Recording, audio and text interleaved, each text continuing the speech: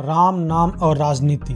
1947 में देश तो आज़ाद हुआ, लेकिन अयोध्या मंदिर मस्जिद विवाद से आज़ाद नहीं हो पाया। आज़ादी के 2 साल बाद ही 1949 में राम मंदिर विवाद ने एक बिल्कुल नया मोड़ ले लिया। ये वो समय था जब राम मंदिर विवाद ने पहली बार खुलकर राजनीतिक रूप ले लिया। और मज़ेदार बात यह है कि इसे पहली बार राजनीतिक मुद्दा बनाने वाली पार्टी कोई और नहीं बल्कि कांग्रेस थी। आज हम इस वीडियो में जानेंगे कि कैसे बाबरी ढांचे में रामलला की मूर्ति प्रकट हुई और किसने राम के नाम पर राजनीतिक शुरू की और कैसे इतने लंबे संघर्ष के बाद हमारे रामलला वापस आ रहे हैं।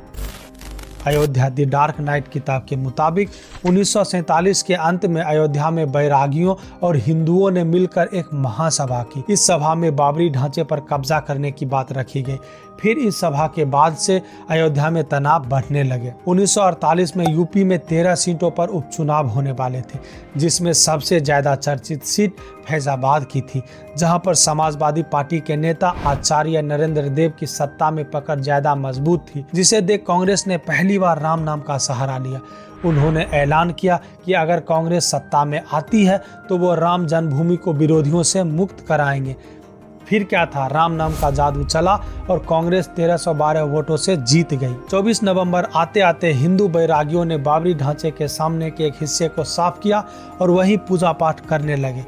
भीड़ बढ़ी तो वहां प्रशासन ने एक पुलिस चौकी बना ली, लेकिन हालात बिगड़ने लगे थे, जिसका असर ठीक 28 दिन बाद दिखाई दिया। इसके बाद 23 दिसंबर 1949 को अयोध्या में एक नए विवाद ने जन्म लिया।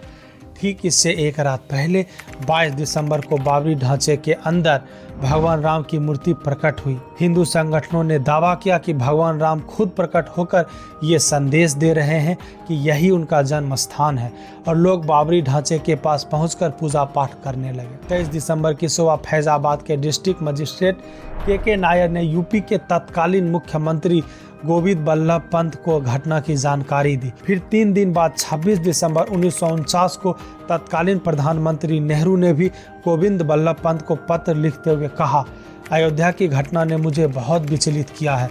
मुझे पूरा भरोसा है कि इस मामले में आप व्यक्तिगत रुचि लेंगे, इसलिए आप वहां से मूर्ति को हटवाकर मामला को शांत करें।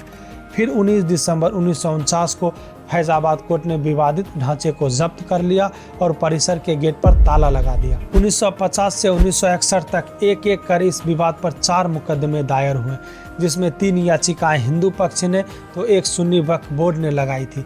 अगले करीब 16 सालों तक विवाद कोर्ट में रहा, मगर राजनीति खामोश रही। 1977 में संघ परिवार ने मंदिर की मांग और तेजी से उठानी शुरू कर दी। फिर 1984 में राम जन्मभूमि मुक्ति यज्ञ समिति ने मंदिर के लिए पहली रथ यात्रा बिहार से अयोध्या तक निकाली, जिसका उद्देश्य हिंदुओं को एकजुट करना था। लेकिन जिस समय रथ दिल्ली पहुंचा, तभी प्रधानमंत्री इंदिरा गांधी की हत्या हो गई, जिससे बाकी कार्यक्रम रद्द हो गया। राजीव गांधी नए प्रधानमंत्री बने। नए सरकार बनते ही राम मंदिर फिर चर्चा में आया। विश्व हिंदू परिषद ने सरकार को अल्टीमेटम दिया कि अगली शिवरात्रि तक अगर मस्जिद ढांचे का ताला ना खुला तो तोड़ दिया जाएगा। 80 के दशक में शाहबानो केस में सुप्रीम कोर्ट का फैसला पलटने की वजह से राजीव सरकार पर मुस्लिम तुष्टीकरण का आरोप लगने लगे।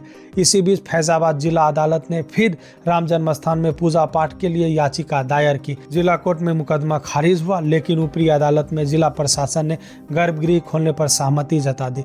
1986 में गर्भगृह का ताला खुला तो देश की राजनीति में भी भूचाल आ गया। साल 1990 से 2024 राम मंदिर विवाद का वो दौर रहा जब राम मंदिर के नाम पर गोलियां चली, दंगे भर के राम मंदिर परिसर में आतंकी हमला हुआ और रामलला अदालत भी पहुंचे। भाजपा नेता लाल कृष्ण आडवाणी ने राम मंदिर के लिए 25 सितंबर 1990 को सोमनाथ से रथ यात्रा शुरू की, जिसे 30 अक्टूबर को अयोध्या पहुंचना था, मगर बिहार में रथ यात्रा को रोक आडवाणी को गिरफ्तार कर लिया गया। इससे अयोध्या में जमा कार सेवक भड़क गए।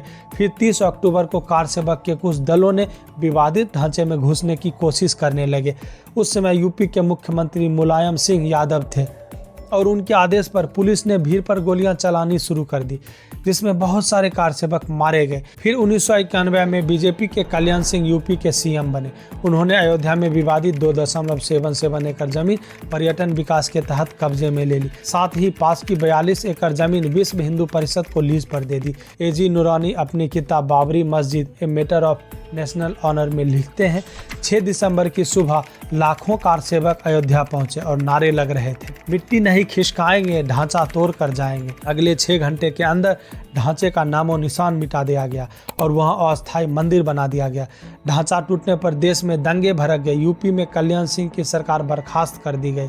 आडवाणी और कल्याण सिंह समेत कई भाजपा नेताओं पर केस दर्ज हुए। ढांचा टूटने के बाद रामलला को टेंट में रखा गया। अगले 27 सालों तक वे टेंट में ही विराजे। सीबीआई ने जांच शुरू की। अदालतों में केस खिंचता रहा और राम मंदिर आंदोलन का स्वर धीमा पड़ता गया। ढांचा गिरने के 10 साल बाद 2002 में गुजरात के गोधरा में कार सेवकों से भरी एक ट्रेन की बोगी में आग लगा दी गई। गुजरात में दंगे भड़क उठे और देश में राम मंदिर की चर्चा तेज हो गई। 2003 में इलाहाबाद हाई कोर्ट ने एएसआई को सर्वेक्षण का आदेश दिया। एएसआई ने अपने रिपोर्ट में यह दावा किया कि खुदाई में 10वीं शताब्दी के ऐसे पत्थर मिले जो हिंदू मंदिर के थे। 2010 में इलाहाबाद हाई कोर्ट ने विवादित जमीन को 3 हिस्सों में बांट दिया। सुन्नी वक्फ बोर्ड को विवादित हिस्से का बाहरी भाग, निर्मोही अखाड़े को सीता रसोई और राम चबूतरा, वहीं मुख्य भूमि रामलला विराजमान को सौंपी गई। लेकिन 6 महीने बाद ही सुप्रीम कोर्ट ने इस फैसले पर रोक लगा दी और मंदिर से जुड़े मामलों में खुद सुनवाई करने का फैसला किया। 2014 में लोकसभा चुनाव में भाजपा पूर्ण बहुमत के साथ सत्ता में आई और सुप्रीम कोर्ट की कार्यवाही तेज हो गई। फिर 2019 में सुप्रीम कोर्ट के 5 जजों की बेंच ने अयोध्या राम जन्मभूमि में अपना फैसला सुनाया। 2.77 एकड़ जमीन पर रामलला विराजमान का अधिकार माना गया। कोर्ट ने केंद्र सरकार को 3 महीनों में ट्रस्ट बनाकर जमीन उसे सौंपने का आदेश दिया। साथ ही केंद्र और यूपी सरकार को ये निर्देश भी दिए कि मस्जिद बनाने के लिए सुन्नी वक्फ बोर्ड को अयोध्या में ही 5 एकड़ जमीन उपलब्ध करवाई जाए। 5 अगस्त 2020 को प्रधानमंत्री नरेंद्र मोदी ने अयोध्या में राम मंदिर का भूमि पूजन किया। निर्माण का पहला चरण पूरा होने के बाद अब आखिरकार अब वो समय आ गया है जब 22 जनवरी को श्री रामलला मंदिर में विराजेंगे। जय श्री राम।